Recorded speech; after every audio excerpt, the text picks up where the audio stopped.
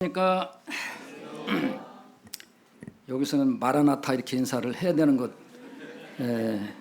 같은데 제가 인사를 마라나타라고 할까 아니면 그냥 기존 하던 대로 안녕하십니까 할까 하다가 그냥 제 있는 모습 그대로 그렇게 인사를 드렸습니다. 저는 대덕교회 주님을 섬기고 있는 박우상 형제입니다. 제가 이렇게 둘러보니까 뭐 대부분이 모르는 분들이고 이제 간혹 이제 낯이 익은 얼굴들이 있는데 저를 보고도 이렇게 좀 당황스러워하시는 분이 계시더라고요. 제 헤어스타일을 좀 바꾸니까 딴 사람으로 이렇게 보였던 것 같습니다. 제가 오랜 동안 백발을 하고 다녔는데 3년 전 제 아들이 장가를 간다고 굳이 염색을 해야 한다고 해서 염색을 지금 3년 가까이 하고 있습니다. 아마 조만간에 다시 백발로 돌아가지 않을까. 많은 분들이 이 백발을 아주 그리워하시더라고요. 어떤 분들은 젊어서 좋다 하시는 분도 있는데 제가 염색을 안 했던 이유 중에 하나가 뭐냐면 제가 극동방송을 듣다가 어느 목사님 에피소드를 이야기를 하시더라고요. 그 목사님도 흰머리가 있었던가 봅니다. 어느 날 후배가 찾아와서 선교를 가게 되는데 자기 선교하는 일에 좀 후원 좀 부탁한다고 이렇게 왔는데 이 후배 친구가 첫 만남 인사가 아니 선배님 웬 된소리를 그렇게 맞으셨어요? 이러더라는 거예요. 아마 이분도 흰머리가 많았던 것 같습니다. 그래가지고 야 이거 흰머리가 보기 좋지 않은 모양이다 안 되겠다. 가서 염색을 해야지. 그래가지고 자기 교회에 나오시는 어느 집사님이 미용실 하는데 미용실에 가서 집사님 이발도 좀 하고 머리도 아주 새까맣게 염색 좀 해주시오. 그러니까 그 미용사께서 말씀하시기를 아니 목사님 왜 이 좋은 머리를 가지고 왜 염색을 하시려고 그러세요. 흰머리는 여러모로 장점이 있습니다. 사람이 까칠어도 조금 온화하게 보이고 실력이 없어도 실력 있게 보이잖아요. 이렇게 얘기를 해서 그때 큰 격려를 받고 염색을 하지 않았대요. 그래서 저도 염색을 할까 말까 하는 중에 있다가 그 이야기를 듣고 염색을 하지 않고 지내왔는데 생각보다 많은 분들이 이렇게 뭐 좋아하시는 것 같더라고요. 그런데 우리 아들, 딸이 이 코로나 기간 동안에 결혼을 했는데 꼭 결혼식에는 염색을 해야 된다 해가지고 이렇게 하고 있습니다. 제가 이제 이 전주 기린로 교회는 처음 방문을 했습니다. 그럼에도 불구하고 저는 이 대전에 살고 있지만 전주하고는 아주 무관한 사람은 아닙니다. 제가 대학 다닐 때에 전주교회를 다녔었거든요. 제가 원광대학을 다녔는데 그때 익산에 교회가 없었고 그래서 집에서 한 1km 정도 걸어 나오면은 삼례 오는 버스가 있었어요. 그 삼례 와서 그 공영 터미널에서 버스를 갈아타고 구이 저수지 가는 버스를 타면은 전주를 지나서 이제 그렇게 이제 전주 들어와서 효자동으로 가고 이제 그랬는데 제가 처음 78년도에 처음 전주에 왔을 때는 다가동 다가파출소 맞은편 목조 건물 2층에서 한 10명 정도 이렇게 모임을 가지고 있었습니다. 그리고 제가 군대 갔다 온 후에는 효자동으로 모임 장소로 옮겨서 모이고 있었고요. 제가 4학년 때는 익산 교회가 개척이 되는 관계로 또 익산의 양조영 제님과 함께 익산의 주님을 섬기게 되었습니다. 그리고 바로 그 해였던 것 같은데요. 또 전주 교회에서 서전주 교회가 이렇게 또 시작이 되어져서 첫 모임에 익산에서 예배를 드리고 궁금해서 버스를 타고 또 전주에 와서 이완 선생님 가정에서 모이는 모임에 참석한 적이 있었습니다. 그때 뭐 한 10여 명도 안 됐던 것 같은데 이제 세월이 많이 흘렀습니다. 생각해 보니까 40년의 세월이 흐른 것 같은데 그 동안에 뭐 사회적인 많은 변화, 발전도 있었습니다만 기린로 교회도 이렇게 부흥하고 성장하고 많은 변화가 있었는데 이런 참 이 좋은 교회에 초대되어서 함께 예배드리고 교제의 시간을 갖게 돼서 개인적으로 감사하고 무한한 영광으로 생각을 하게 됩니다. 제 고향은 충청남도 부여군 내산면 운칠리입니다. 제가 이렇게 주소를 대면은 뭐 생각나시겠죠. 제가 어렸을 때부터 이제 교회를 다녔는데요. 제가 아주 어렸을 때부터 다녔기 때문에 언제부터 몇 살 때부터 교회를 다녔는지는 기억은 없어요. 아마 떨어지고 걸어 다니면서부터 교회를 다니지 않았나 싶습니다. 당시에는 저희 고향 내산면 면소재지에 위치한 장로교회가 있었고 저희 마을은 바로 그 면소재지 앞 시내를 건너서 앞 정면에 위치하고 있었기 때문에 저희 마을에서 면소재지에 위치한 예배당이 눈에 띄죠. 그 옛날에는 징검다리를 건너서 교회를 다녔습니다만 장로교회를 이제 우리 가족들이 다니고 있었는데 제가 초등학교 2학년 때였습니다. 초등학교 2학년 때였는데 초등학교 2학년이면 아주 어리고 아무것도 모르는 그런 때이잖아요. 그런데 그 장로교회는 만수바드 목사님이 사역하는 그런 교회가 아니었었고요. 시골 교회였기 때문에 권홍희제님, 현재 이제 권홍희제님이 당시에 그 내산 장로교회에서 전도사라고 하는 직분을 가지고 교회를 사역을 하고 계셨어요.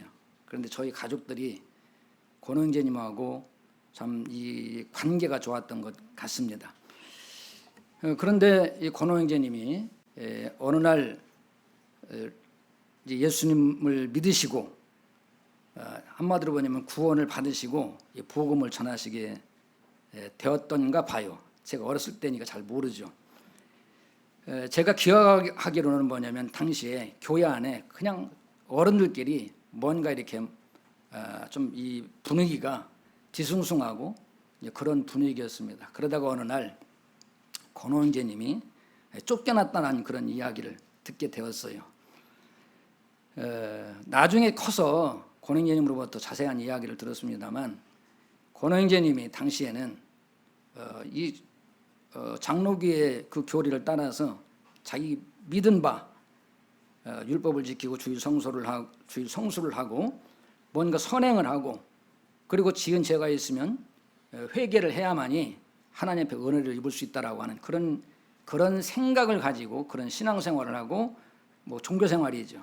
그리고 교인들에게도 여전히 그렇게 가르쳤던 것 같아요. 그래서 제가 어렸을 때도 보게 되면은 부흥회가 있었고 부흥회가 막 끝나고 나면은 그 철야 기도회를 하게 되고 철야 기도회가 끝나고 나면은 우리 누나들 사촌형들은 목이 다 하셔가지고 안녕하십니까 막 그러면은 서로가 뭐냐면 은혜를 많이 받았다고 이렇게 했던 이제 그런 분이었었는데 이제 권은재님이 어느 지인을 통해서 제임스 선교사를 소개받고 박주영 제님과 이종경 제님과의 개인 교제를 통해서 영원한 구속, 영원한 속죄에 대한 의미를 깨닫게 되셨다고 그럽니다.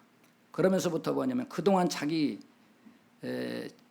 지금까지 종교생활 하면서 어깨에 눌려있던 그 모든 그 무거운 짐이 떨어져 나가는 그러한 아주 기분을 느끼게 되고 그래서 본 교회에 와서 이제 복음을 전한 것이죠. 예? 뭐 율법을 지켜서도 안 됩니다. 선행을 해서도 안 됩니다. 뭐 회개한다고 되는 게 아닙니다. 이렇게 하니까 그동안 자기가 다 가르쳐놨던 말씀을 어느 날부터 뒤집으니까 교인들이 받아들일 수가 없으셨겠죠. 그래가지고 이것이 노회에 보고되고 그래서 노회에서 그 노회의가 이제 개최가 되고 그래서 청문회를 통해 가지고 그 권호영제님에게 당신이 믿는 내가 믿는 그 믿음이 뭐냐 이렇게 할 때 나는 예수님이 십자가에서 영원한 구속을 이루셨기 때문에 예수님을 믿음으로 구원받는다라고 하는 것을 믿고 그런 확신을 가지고 천국에 갈 수 있는 그런 소망을 갖고 있다. 그러니까 이것은 우리 장로교회의 가르침과 다르다 해가지고 파문을 당했다고 그럽니다. 그래도 권영재님은 자기가 가르쳤던 그런 교회였기 때문에 어쨌든 간에 이곳에서 복음을 전해야 되겠다. 그래서 복음을 전하는데 계속 나가줄 것을 압력을 받고 끝내 버티니까 제 기억으로는 그래요. 예배당 바로 뒤편에 사택이 있었는데 사택 옆에 가재 도구를 끄집어낸 것이 제 어렸을 때 추억으로 기억으로 남아 있습니다. 그렇게 해가지고 젊은 사람들 한 10여 명과 함께 이웃 마을로 이사를 해서 이웃 마을 사랑채에서 모임을 갖게 됐는데 그것이 원모루 교회의 시작입니다. 사랑채 그 하루만 약간 기울어진 8자방 2칸짜리 나이 드신 분들 아시죠? 8자방 옛날엔 다 8자방이었잖아요. 8자방이면은 2.5m 정도밖에 안 됩니다. 사방 2.5m짜리 그런 방 2칸을 빌려가지고 거기서 모임을 가질 때 제가 주일학교 어린이로 참여를 했었습니다. 이렇게 해서 제가 참 이 타의반이죠. 저는 어렸기 때문에 아무런 선택에 대한 뭐 좌우를 분별하지 못할 뿐만 아니고 교회를 선택하는 권리도 없어요. 우리 가족들이 권영재님을 따라서 원모루 교회 나가니까 저도 어쩔 수 없이 원모루 교회를 나가게 됐는데 사실 말하면 굉장히 창피했어요. 어렸을 때는. 왜 그러냐면 번듯한 예배당 놔두고 참 그냥 좀 기울어져가는 그 초가집 사랑방에서 뭐냐면 교회를 한다고 그러고 주일학교를 하고 그러는데 어린 마음에도 좀 창피스러운 마음이 없잖아 있었습니다. 그런데 이제 좀 이제 뭐 중고등학교 때인가요? 그때까지만 하더라도 제가 참 그런 그 교회에 대한 자긍심이 없었어요. 그런데 이제 이 중학교 3학년 때 이 권원재님은 제가 초등학교 5학년 때 이제 김제로 가셨고 그리고 5학년 때까지 권원재님이 계속 저를 앉혀놓고 개인적으로도 계속 복음을 전하셨고 그리고 엠마오 성경학교 무료 성경통신 강좌를 하도록 그걸 계속 저한테 독려를 하셨고 그렇게 해서 초등학교 시절을 보냈어요. 그리고 중학교 시절에는 약간 뭐냐면 사춘기도 오고 그래서 회의적이고 교회는 나가고 있지만 정말 교회 가는 것이 싫고 왜 하나님이 계셔가지고 내 인생을 이렇게 피곤하게 하나? 막 이렇게 하면서 진짜 천국이 있고 예수님 믿어서 천국 간다고 그러면은 이 어린 나이에 이 젊은 나이에 꼭 믿어야 되는가? 인생은 좀 더 즐기고 내가 원하는 삶을 살고 그리고 늙어서 죽기 전에 예수님 믿고 천국 가면 되는 것이지. 그래서 제가 생각하기는 뭐냐면 60살 오전에 한갑잔치하고 오후부터 예수님 믿으면 딱 좋겠다. 이제 이런 막 계산도 어렸을 때 이제 대고 이제 그랬었어요.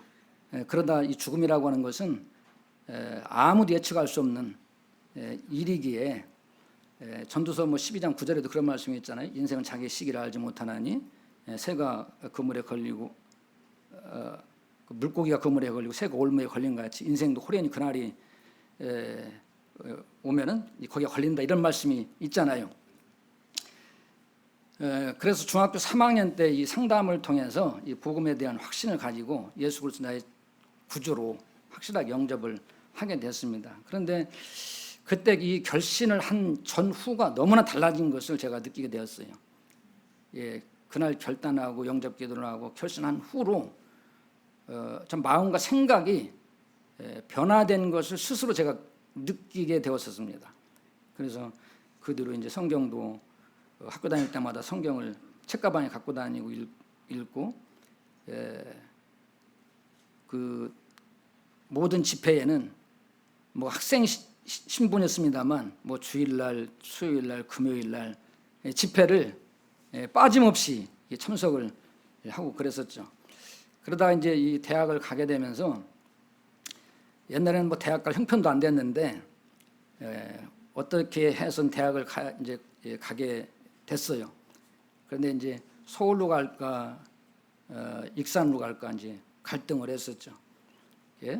왜 그러냐면 뭐 돈도 없기 때문에 서울에 작은 누나가 살고 익산에 큰 누나가 살기 때문에 어쨌든 간에 누나들 집에 좀 신세를 져야 되겠다 해가지고 그러다가 이제 서울로 가는 것은 제가 실패를 했어요. 그래서 할 수 없이 이제 그 원광대학을 지원해서 오게 되었는데 참 대학 생활이 너무너무 재미없었어요. 왜 그러냐면 기분 자체가 뭐냐면 원불교 재단이다 하는 그 기분 자체가 뭐냐면 학교에 대한 매력이 뚝 떨어졌었어요. 그래가지고 정말 그 재미없이 교회를 다녔는데 그럼에도 불구하고 제 마음 가운데는 주일날 성도들과 만나서 예배 드릴 수 있다라고 하는 이런 기쁨이 있었기 때문에 전주교회로 그렇게 줄곧 나오게 되었습니다. 그리고 대학을 졸업한 후에는 서울에서 몇 년간 직장 생활도 하고 또 서울의 서대문교회와 영동교회에서 좀 섬기다가 결혼을 하면서 대전으로 내려왔고요. 그래서 88년도에 대전으로 내려왔는데 결혼하고 그리고 91년도에 좀 주님의 인도하심으로 대전 대덕교회를 개척하고 지금까지 이렇게 섬기고 있습니다. 지난주에 제가 이제 원모르교회를 오래간만에 가서 함께 예배드리고 왔는데 원모르교회에 현재 남아 있는 인원은 한 15명 정도가 주일날 나와서 예배를 드리고 있었습니다. 제가 그 대학 다닐 때만 하더라도 원모르교회 성도들이 한 100여 분이 모임을 가지고 섬겼으니까 시골 교회 치고서는 뭐냐면 작지 않은 교회였었습니다. 제가 전역을 하고 한 6개월 정도 복학하는 그 갭이 있어서 학생들을 좀 그 시골에서 지도하고 있었는데 그때 학생들이 한 30-40명이 모였고 그 뒤로 한 10여 년간 학생들이 그렇게 모임을 가졌었는데 점점 그 학생들은 도시로 빠져나가고 젊은 사람들도 빠져나가고 현재는 대부분이 70대 이상 그리고 50대가 두 가정이 있는 것 같습니다.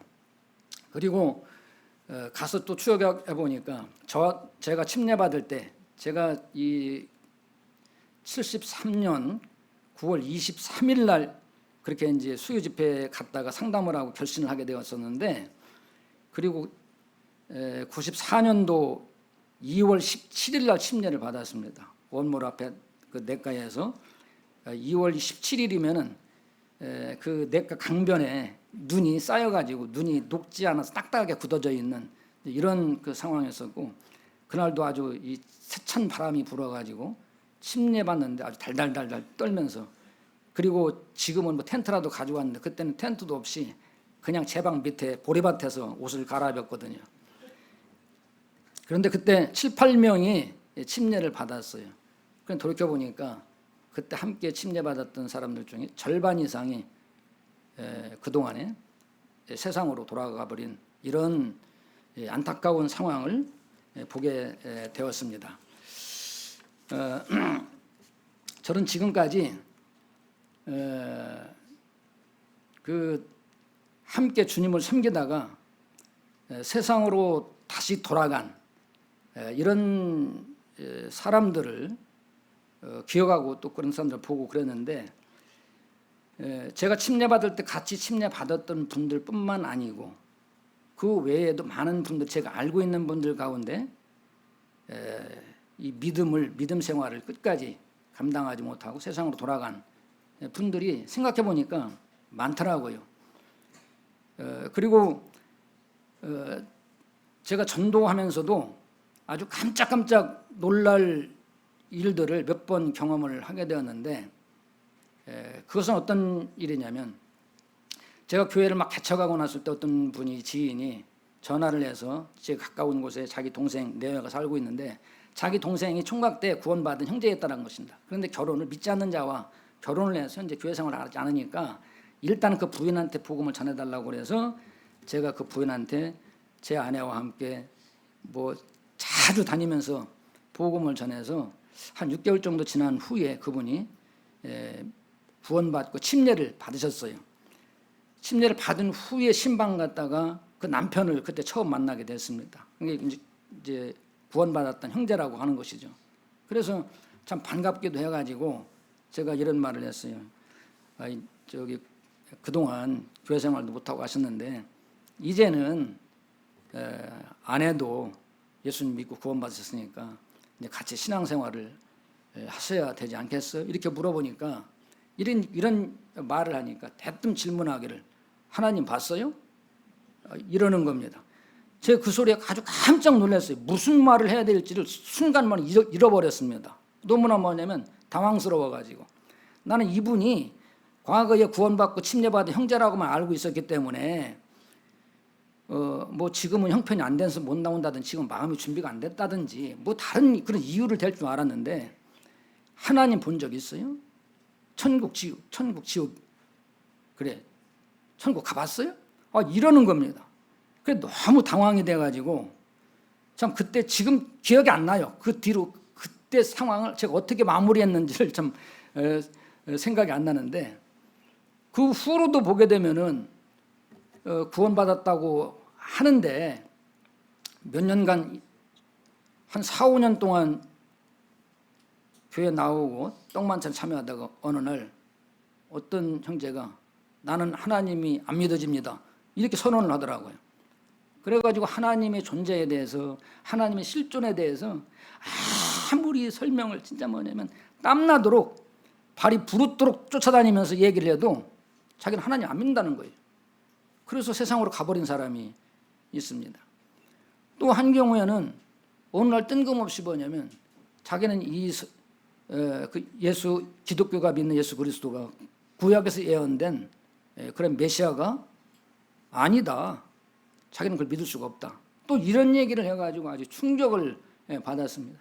그래서 그 형제를 만나서 수없이 이런 부분들에 대해서 교제를 하고 해도 이게 한번 돌아가 버리니까 정말 이 귀신이 나갔는데 어디 머물 곳이 없는가 찾아다니다가 없어가지고 다시 돌아보니까 자기 원래 있던 집이 잘 청소가 돼가지고 7귀신을 데리고 들어가가지고 상황이 더 악화됐다고 한 것처럼 구원받기 이전보다도 더 상황이 악화돼가지고 이런 분들을 이해시키고 설득시키고 정말 복음을 깨닫게 하는 것이 너무나 어렵다고 하는 사실을 제가 이렇게 발견하게 되어서 이 배도하는 것이 무시무시한 일이구나 이런 생각을 이런 교훈을 받게 되었습니다. 그리고 저희 대전 대덕교회 91년도 3월 달에 첫 예배를 드리게 되어서 2011년도 3월에 20주년 기념 행사를 하면서 20년 동안 우리 대덕교회 안에서 복음을 들은 사람은 얼마나 되고 구원 받은 사람은 얼마나 되고 또 침례 받은 사람은 얼마고 그리고 그동안에 세상으로 간 사람들은 얼마인가 이것을 뭐냐면 그냥 제가 주소록을 가지고 조사를 해봤어요. 그랬더니 20년 동안 121명이 침례를 받았더라고요. 그런데 보니까 뭐냐면 11명이 세상으로 돌아가 버렸어요. 배도를 한 겁니다. 이건 그냥 다른 모임으로 가거나 다른 뭐 그냥 기성 교파교회로 가는 것이 아니라 아예 뭐냐면 하나님을 부정하고 세상으로 가는 사람들이 11명이나 되는 것을 보고서 참 너무너무 안타까운 마음을 가졌습니다.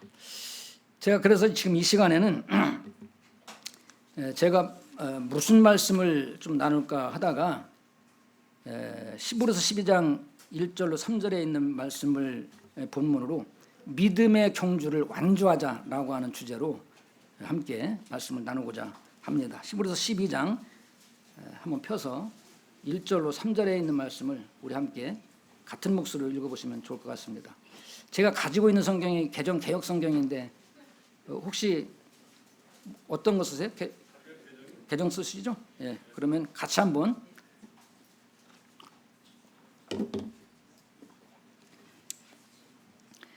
히브리서 12장 1절로 3절에 있는 말씀입니다. 같이 한번 읽겠습니다. 시작. 이러므로 우리에게 구름같이 둘러싼 허다한 증인들이 있으니 모든 무거운 것과 얽매이기 쉬운 죄를 벗어버리고 인내로서 우리 앞에 당한 경주를 하며 믿음의 주요 또 온전하게 하시는 이인 예수를 바라보자. 그는 앞에 있는 기쁨을 위하여 십자가를 참으사 부끄러움을 개의치 아니하시더니 하나님 보좌 우편에 앉으셨느니라. 너희가 피곤하여 낙심하지 않기 위하여 죄인들이 이같이 자기에게 거역한 일을 참으신 일을 생각하라. 참 여기에서 이렇게 보니까 연륜이 깊으신 우리 형제 자매님들이 참 눈에 많이 띕니다. 참 감사가 되고 기린로 교회가 좀 든든하다라는 생각을 또 갖게 되는데요. 또 옆에 보니까 예배 시간에 안 보이던 새벽 이슬 같은 주에 청년들이 이렇게 또 많이 앉아 있어서 야, 이게 기린로 교회가 이 남녀노소 이 조화가 잘 이루어진 균형 잡힌 그런 교회구나 이런 생각을 갖게 되었습니다. 이 앞에 있는 형제 자매들은 대부분이 주일학교나 학생이나 이런 그 교회학교 사역들 하는 분들이죠. 아주 열심히 하시기를 바랍니다. 저도 주일학교 때부터 자라왔기 때문에 주일학교 교사들의 그 가르침을 통해서 여기까지 왔고 저도 주일학교를 23년 동안 한 경험이 있기 때문에 주일학교 사역이 여간 쉽지 않은 사역이라고 하는 것도 저도 아주 경험적으로 뼈저리게 알고 느끼고 있습니다. 제가 아주 어렸을 때 배운 찬송 중에 가장 먼저 배운 찬송이 무슨 찬송이냐면 한번 불러볼까요? 노래를 잘 모르지만 하나님이 세상을 이처럼 사랑하사 독생자를 주셨으니 누구든지 예수 믿으면 멸망하지 않고 영생을 얻으리로다. 요한복음 3장 16절 아주 참 굉장히 의뢰로운 말씀이고 성경의 아주 핵심적인 말씀이죠. 거기다가 제가 어렸을 때 이 부흥회 장로교회 부흥회 다니면서 제가 초등학교 들어가기 전부터 배워서 알고 있는 노래 하나를 한번 소개해 볼까요? 술 마시고 담배 피고 죄만 짓다가 오늘 밤에 죽으면 어찌하리요. 유황불이 펄펄 끓는 지옥으로 이를 갈며 슬피 울며 끌려가겠네.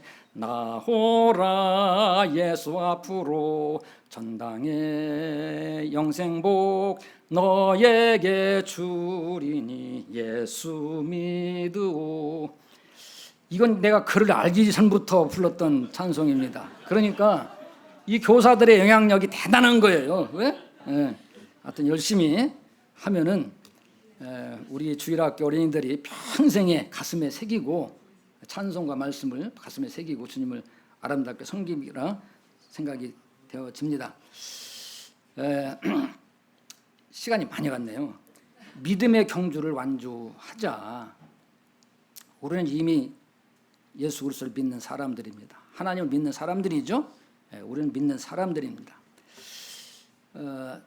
제가 말씀을 드렸습니다만 그 목회를 하면서 목회자의 입장에서 목회자가 가장 안타까운 일은 무엇인가 라고 생각하게 될 때에 첫째는 뭐냐면 복음을 들려줘도 깨닫지 못하는 사람들입니다. 정말 저희 교회에도 뭐냐면 지금 20년이 넘는 그런 구도자가 뭐 구도자가 아니죠. 도를 찾는 사람이 아니에요. 제가 쫓아다니면서 복음을 전하는 사람이죠. 정말 대단해요. 정말 뭐냐면 이 귀에 글쎄 기가 막혔는지 마음이 아주 그냥 이 돌판인지 하긴 이 돌판은 아마 새겨지면 이게 지워지지 않는다고 그러는데 정말 대단한 분들이 있어요. 좀 너무 안타깝죠. 그런데 또 하나는 뭐냐면 믿음을 배반하는 사람들입니다. 침례를 받고 복음을 시인하고 침례를 받고 그리고 떡과 잔에 참여하다가 어느 날부터인가 뭐냐면 슬그머니 세상으로 가버린 이런 사람들, 그리고 찾아가서 교제하고 말씀으로 또 하여튼 여러 방법으로 권하고 격려를 해도 듣지 않는 이런 사람들이 있어요. 그래서 저는 목회를 하면서 뭐냐면 걱정하는 것 중에 하나가 우리 대덕교회 성도들 중에 혹시 뭐냐면 천국에서 만나지 못하는 사람이 또 있을까, 이런 생각을 하게 됩니다. 그래서 제가 이 교회 안에서 성도들에게 이와 같은 메시지를 간혹 주기적으로 하고 있습니다. 왜 그러냐면 구원받는 사람들도 있지만 성도들 가운데 계속 세상으로 떨어져 나가는 사람들이 계속 발생을 해요. 참 너무너무 안타까운 일입니다. 어느 분이 이야기하기를 천국에 가면 3번 놀랄 일이 있다, 그런 얘기 들어보신 적 있죠? 첫째는 뭐냐면 천국의 아름다움에 놀라서 내가 이런 곳에 왔다고 하는 사실에 대해서 놀라고, 또 하나는 뭐냐면 세상에 저런 인간이 여기 와 있나? 이제 이런 경우 있잖아요. 응? 세상에서 뭐냐면 정말 한마디로 이 개차반으로 살았던 이 사람들, 저건 지옥 가도 싸 이렇게 했던 사람인데 천국에 와 있어요. 좀 놀라운 일이죠. 이게 하나님의 전적인 은혜 아닙니까? 무슨 행위나 선행으로 우리의 의로운 어떤 선함으로 구원받는 게 아니라 전적인 하나님의 은혜이기 때문에 이게 가능한 일이죠. 그러니까 천국에 가면 놀랄 수밖에 없는 것이죠. 그런데 또 하나는 뭐냐면 그렇게 함께 주님을 섬겼던 사람인데 눈에 보이질 않는 것입니다. 가짜 신자가 있다라고 하는 것이죠. 그래서 우리도 정말 내가 믿음에 있는가, 우리 스스로를 시험하고 항상 점검하면서 뭐냐면 내가 정말 크리스찬인가, 자기의 정체성을 확인하는 것. 내가 진짜 하나님 믿는 사람 맞아? 내가 그리스도를 주와 구주로 믿는 하나님의 자녀가 맞아? 자기 자신에 대한 믿음을 자기 자신이 시험하지 않으면 누가 시험합니까? 옛날에 우리 어떤 교회에 천고원 형제가 있었는데 이 형제도 나중에 이제 이 모임 생활 안 하고 있어요. 그런데 그분이 우리 모임에 오기 전에 전 앞 교회에서 싸움이 벌어졌대요. 무슨 싸움이 벌어졌느냐? 이 사람의 행동이 너무나 야생마 같으니까 다른 형제가 형제 구원받은 거 맞아? 이렇게 물어봤다가 싸대기 맞았대요. 이게 네가 뭔데 나를 구원받았냐 안 받았느냐. 그런데 결국은 뭐냐, 믿음을 배반하고 세상으로 가버렸어요. 응? 다른 사람이 참 이 검증하기가 참 어렵습니다. 볼 때 저 사람 진짜 구원받은 것 좀 맞아? 이렇게 의심이 가는데도 가서 물어볼 수가 없어요. 물어봤다가는 또 싸대기 맞으니까. 응?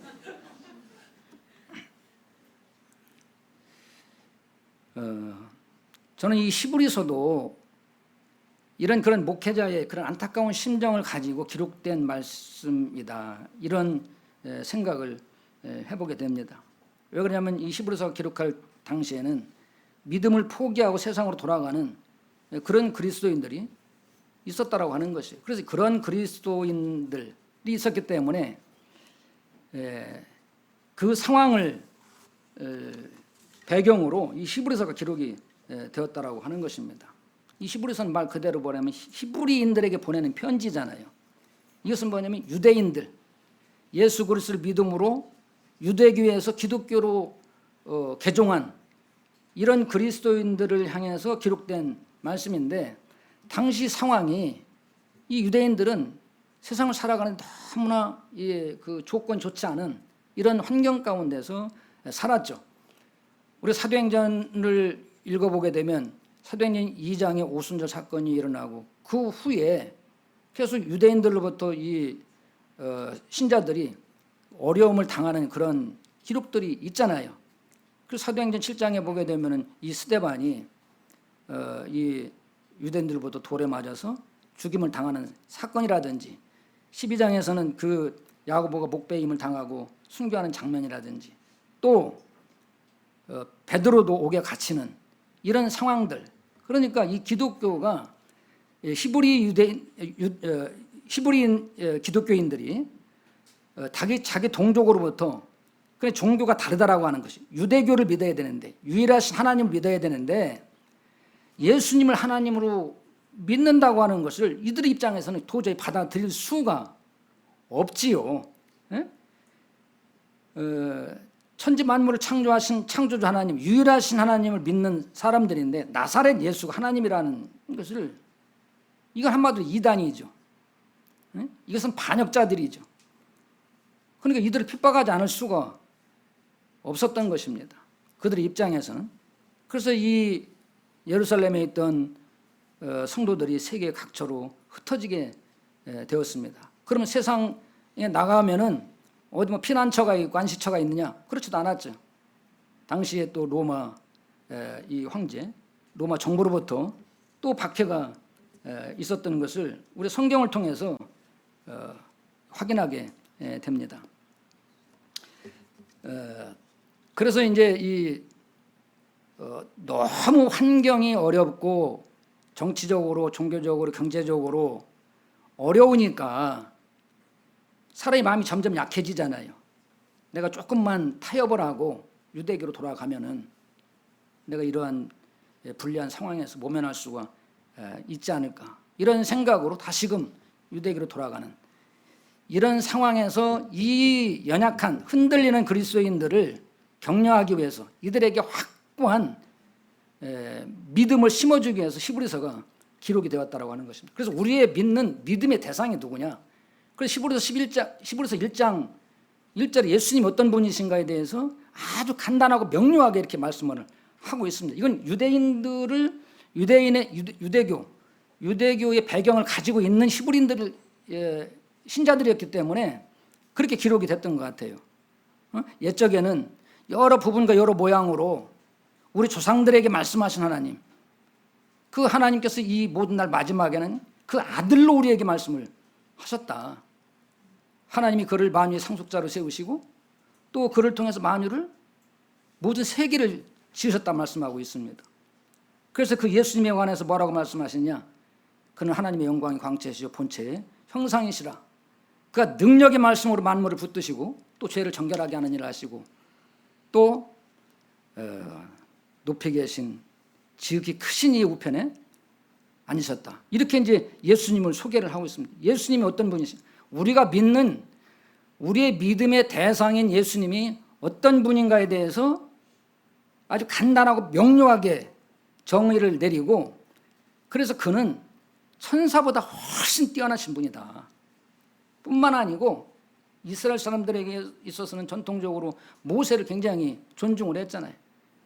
모세보다도 탁월한, 아론보다 탁월한, 뿐만 아니라 이 그리스도를 통해서 우리에게 더 좋은 언약을 주시고 더 좋은 부활을 약속을 하셨다는 것이, 그래서 그런 믿음을 가지고 살아야 된다고 하는 것입니다. 그리고 그 주님을 부인하지 말아야 된다. 배도하지 말 것. 그래서 오늘날 너희가 그의 음성을 듣거든 너희 마음을 완고하게 하지 말라. 이렇게 당부를 하고 있는 것을 보게 됩니다. 그래서 우리가 이제 믿음의 경주를 완주하자. 시작은 쉽지만 참 끝을 맺기가 어려운 것이 우리 인간사가 아니겠습니까?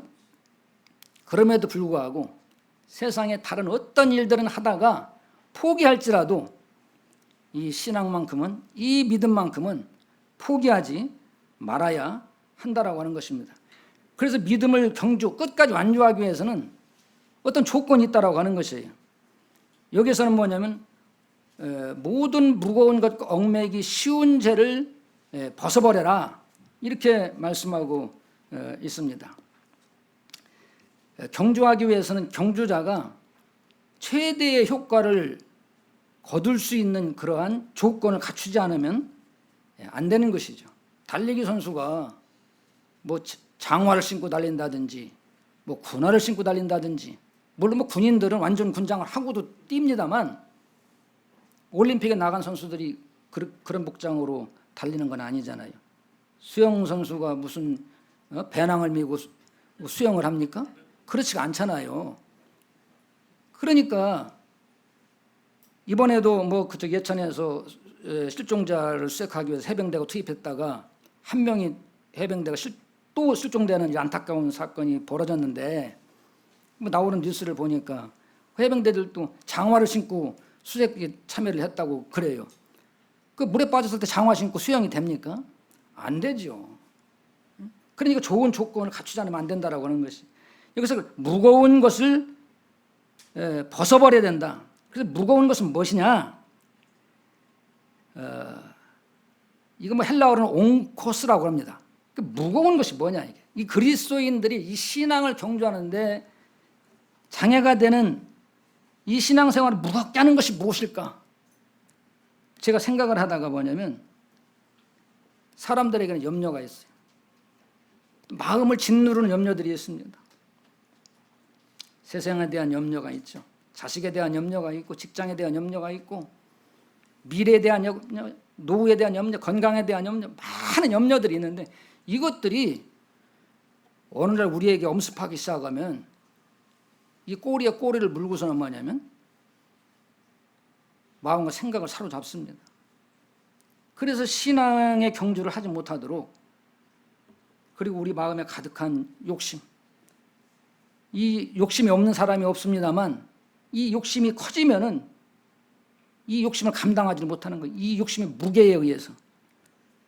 그래서 성경은 참 아무것도 염려하지 말고 오직 모든 일에 기도와 간구로 너희 구할 것을 감사함을 하나님께 아뢰라. 그러면 모든 지각에 뛰어난 하나님의 평강이 그리스도 예수 안에 너희 마음과 생각을 지키시리라. 이런 약속을 하시고 예수님도 수고하고 무거운 짐자 다 내게로 오라. 내가 너희를 쉬게 하리라. 우리 예수를 믿는다는 것이 무엇입니까? 세상을 살아가는데 세상 사람 다 그런 짐을 가지고 살아요. 우리는 우리의 믿음의 대상이신 예수님, 창조주, 구원자, 그리고 그분을 믿기 때문에 그분께 맡기는 믿음이 필요하다고 하는 것입니다. 또 얽매이기 쉬운 죄를 벗어버려야 된다.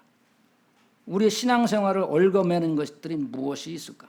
이 얽어매기 쉬운 죄라고 하는 그 단어의 그 의미들은 주위에 위치한 죄, 그리고 빠지기 쉬운 죄, 이런 의미들을 가지고 있다고 그럽니다. 그래서 다른 말로는 뭐냐면 이게 습관적인 것들이에요. 이게 잘못된 습관이죠. 우리는 좋은 습관을 가져야 되죠. 그런데 신앙생활을 하는데 나쁜 습관들이 있습니다. 우리 삶 가운데 신앙생활을 바르게 하지 못하도록 올무가 되는 것들이 있어요. 한 4년 전에 구원받은 50대 형제가 있는데 이 형제가 주말이면은 조기 축구회를 그동안 해봤던 사람입니다. 조기 축구회를 주일날 오전 10시까지 아침에 축구를 하는 것입니다. 매주일날. 근데 침례를 받고 이게 큰 갈등의 문제예요.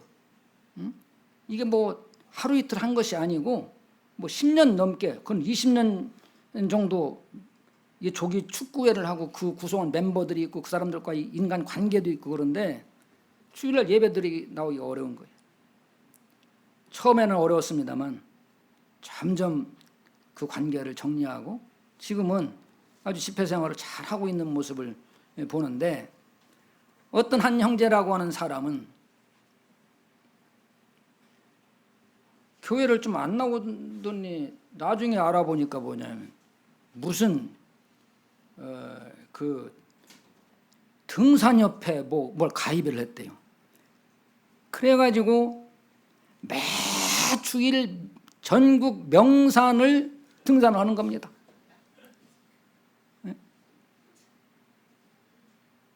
산을 너무 좋아하다 보니까 이런 일에 빠지는 것이. 어떤 사람은 낚시에 빠지는 사람이 있습니다. 이 잘못된 습관, 잘못된 취미생활, 이런 것들이 우리의 신앙을 올가매는, 성장하지 못하도록, 그리고 믿음을 파손하게 하는 그런 죄들도 있습니다. 또 믿음의 경주를 완주하기 위해서는 목표가 분명해야 합니다.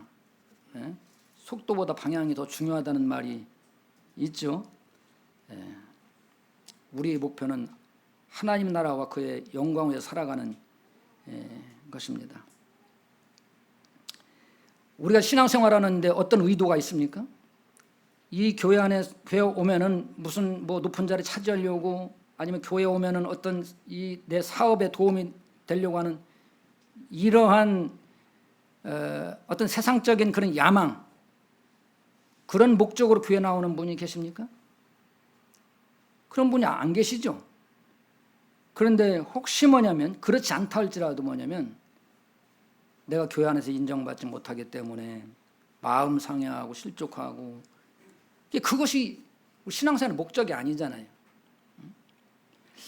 제가 이 책을 읽던 중에 로버트 체프만이라고 하는 분이 쓴 사랑의 영성이라고 하는 책을 읽다가 좀 감동된 구절이 있었어요.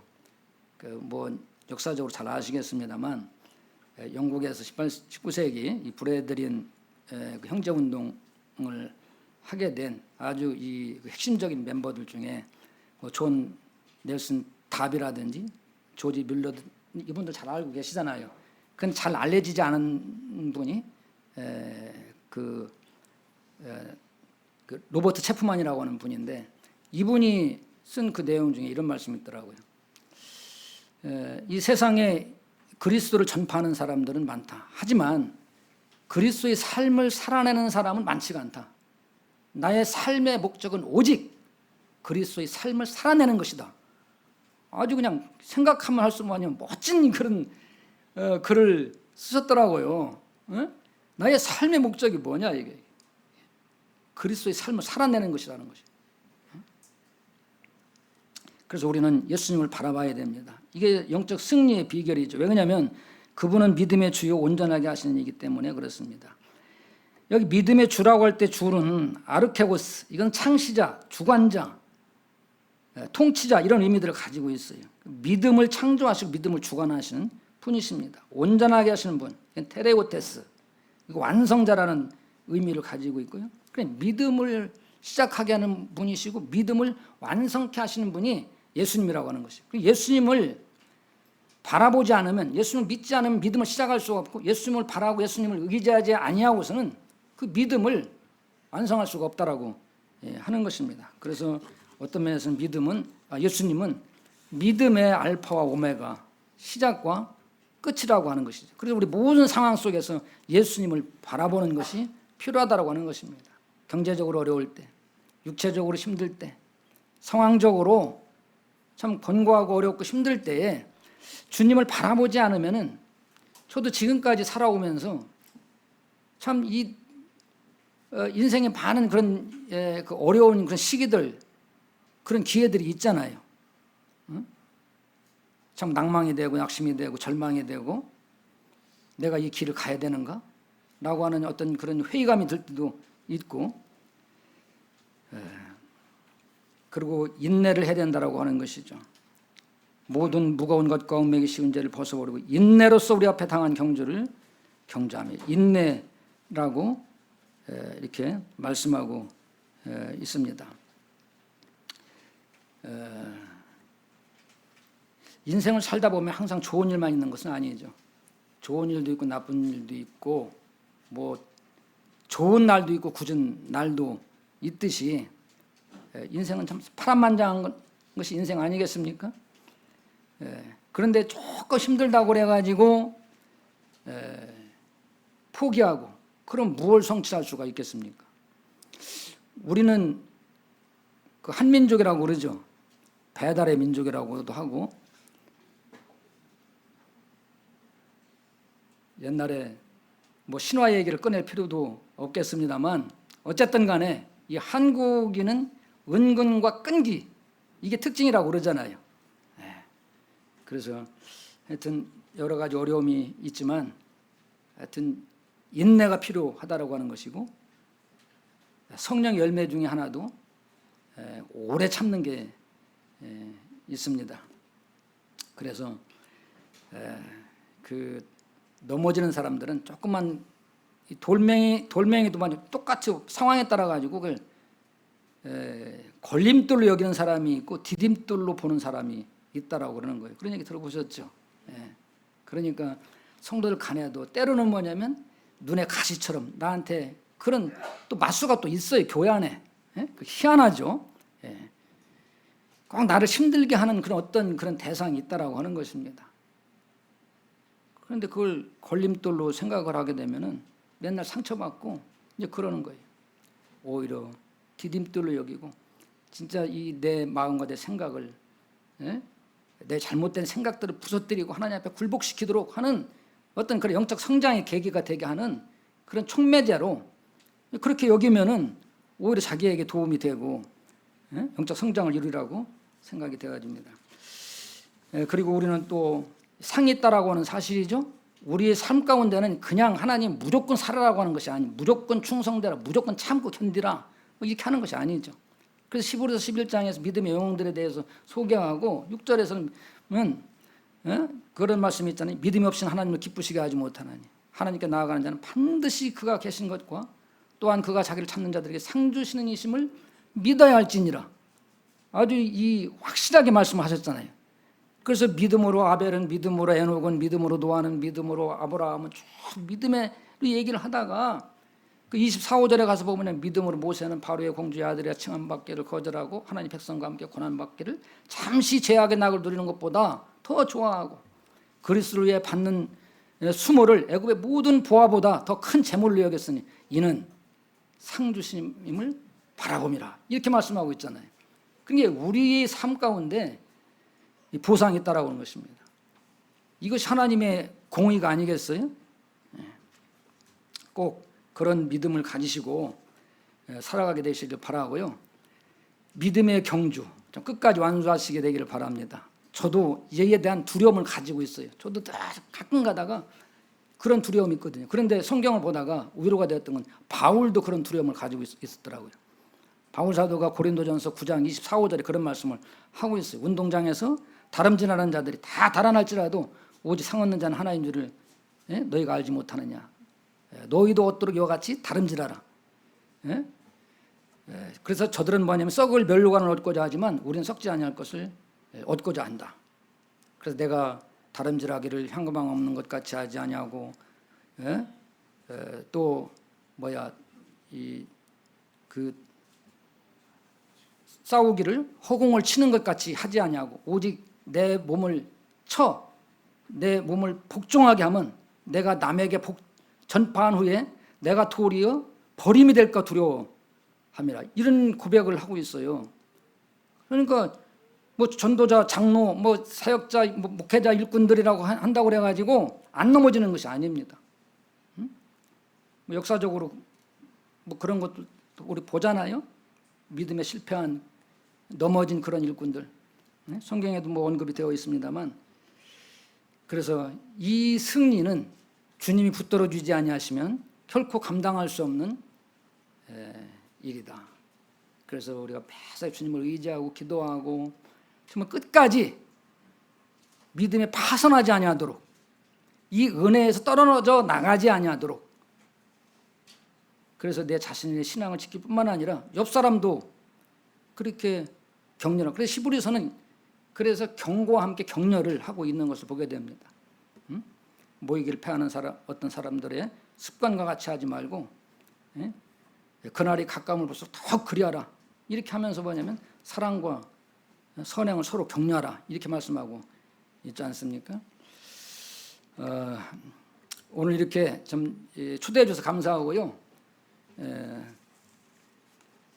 시간이 많지 않기 때문에 제가 더 많은 말씀을 드리지 못한 그런 아쉬움이 저에게도 있습니다만 하여튼 우리 모두가 다 주님 오시는 그날까지 이 믿음의 경주를 완주하고 주님 나라에서 또 만나서 그때 그때는 거기는 시간이 정지된 곳이기 때문에 그때 교제하면 좋을 것 같습니다. 이렇게 초대해 주시고 교제할 수 있는 기회를 주셔서 감사합니다.